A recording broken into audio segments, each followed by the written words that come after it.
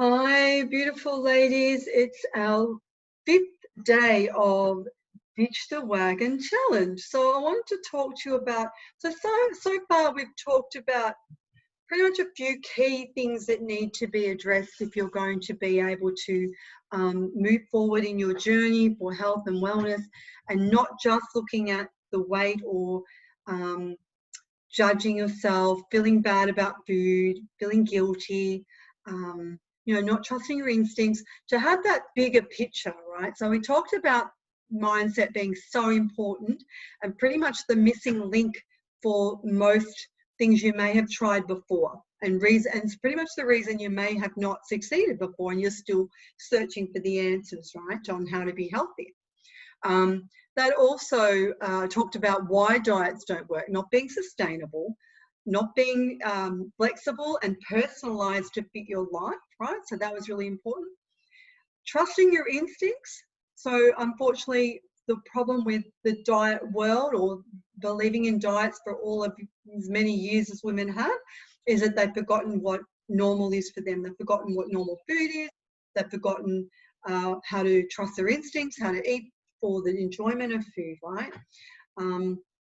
So we talked about that, and the fact that you've got a bigger picture to worry about. It's a long game, right? It's a long game, a big picture. You're not just hopping on something for a short term and then freaking out because you haven't, or putting yourself under an immense pressure of negativity, and it's just too much, just difficult thinking to be able to fit into this little box that they want you to fit into, whether it be a 6-week or an 8-week. And I do sell a transformation of 6 and 8 weeks, but it's actually with hand holding, it's with mindset, it's with support, it's with the whole gamut of things you need to be a well woman, right? It's definitely not about weight. It's always about habits, and it's always about mindset, right? And changing things and learning how to repeat it. So being sustainable, repeatable, so you can continue to repeat it, right? So that's how I coach. It's not about fitting into a box for a short amount of time.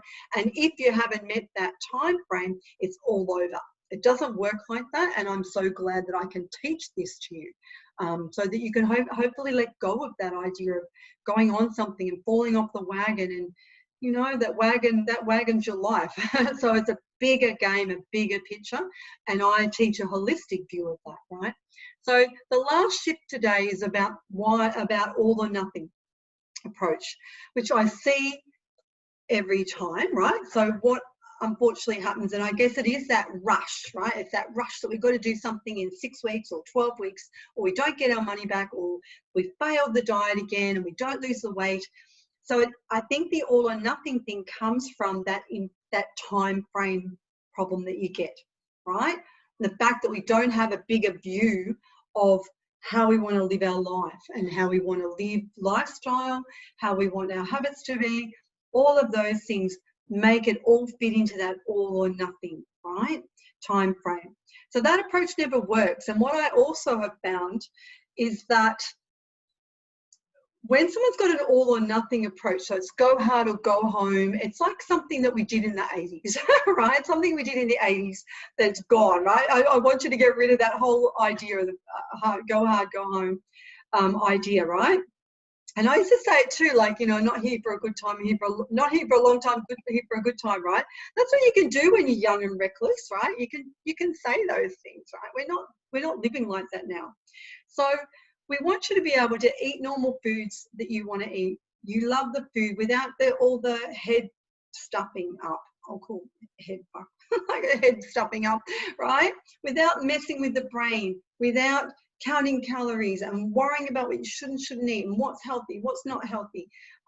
If you eat fresh, it takes the confusion away, right? If you love the food that you're eating and you enjoy it and you chose it because you want to eat it and it feels good, there's no confusion, right?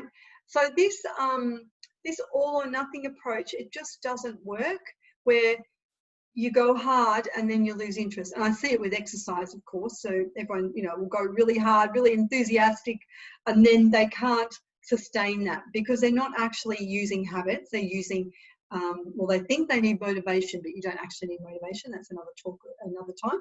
But we want it to be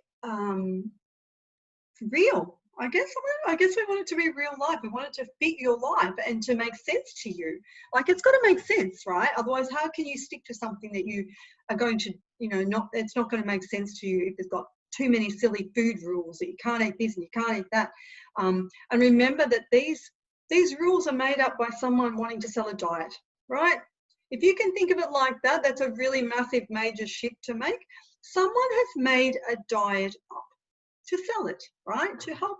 I mean, maybe there is good intentions out there, and there are certainly merits to doing certain ways of eating, right? I'm not saying that that doesn't work.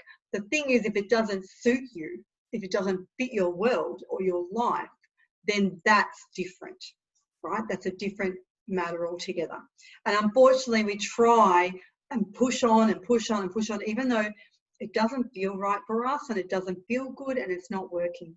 So all or nothing doesn't work because it's not sustainable, not personalized, not flexible, not kind and patient. It's usually restrictive, depriving, stingy, going without.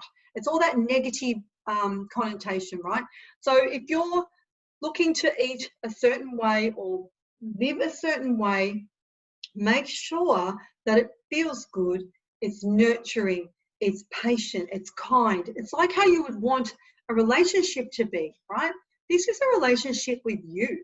This is a relationship with your food, right?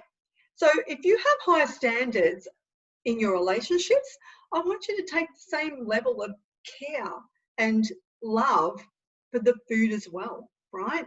And I can guarantee you, like I said before in a lot of the other videos we've done today, if you have an approach where you're going without, reducing calories, depriving, restricting, being stingy with things that you want to eat and love, you're probably going to find that if you look around, that's going to be in part of your life and your world somewhere else, right? Whether it be your self-care, so you're going without, you're pushing through, you're feeling stuck, you're punishing yourself, you're going without meals. There's lots of ways you can be doing this, and I think that's worth looking at, is your attitude to yourself, your self-attitude, which is another program that I have. If you haven't got that self-care and that self-love and self-acceptance and self-worth and self-talk and all that kind of stuff under wraps, I have another challenge for you which focuses purely on that, purely on being yourself, having self-attitude, having a queen standard of care for yourself, right? And we go through all the nitty-gritties and the tough talk and all that, and we actually nail a few things that may have been going on for you. So if you want to do that challenge, let me know. That's another beautiful challenge. But that's it. So I'm going to do a live Q&A. If you've got any questions, again, about anything that we've talked about, I'll do them all in a live session with you. I don't know when I'm going to do that. I'll let you know. Just keep an eye on the post. But just know that all or nothing. And the other thing I'll have you check as well. Look around your life. If you have an all or nothing approach, or you go hard, go home, have a look if you have the same ideas, like if you treat yourself the same way in your work or in your exercise or in your self-care or whatever it is. Have a look around your world and see if that is transpiring into every other area of your life. Because if that's your attitude around food, it could be your attitude around how you're living life as well. So you might need to be kinder, more open and more flexible in other areas as well, yeah? And right down to, you might want to do a job. Say you want to fix up a cupboard, an area in your home, right?